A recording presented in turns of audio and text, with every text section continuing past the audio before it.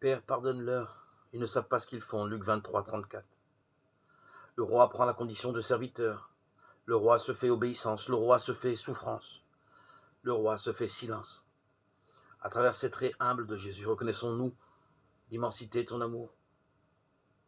Ne quittons pas le Christ des yeux, ne le quittons pas du cœur. Que tout notre être le suive, pas à pas, qu'il le contemple. Nous lisons des grandes pages de la fin de la vie de Jésus, acclamé, bousculé, arrêté, jugé, condamné, crucifié. À Jérusalem, Jésus est au cœur de l'agitation de la foule. Il en est même le sujet et l'objet. Ceux qui le précèdent comme ceux qui le suivent n'ont pas d'autre mot à la bouche que cette acclamation. Hosanna, béni soit celui qui vient au nom du Seigneur. L'écriture s'accomplit. Jésus entre dans Jérusalem assis sur un âne. Il est reconnu comme le Messie.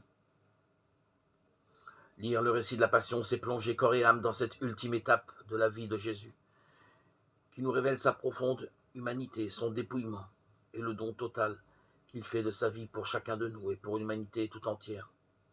Nous le savons déjà, Jésus marche d'un même pas vers le triomphe, vers la croix, vers la mort et vers la résurrection pour l'éternité.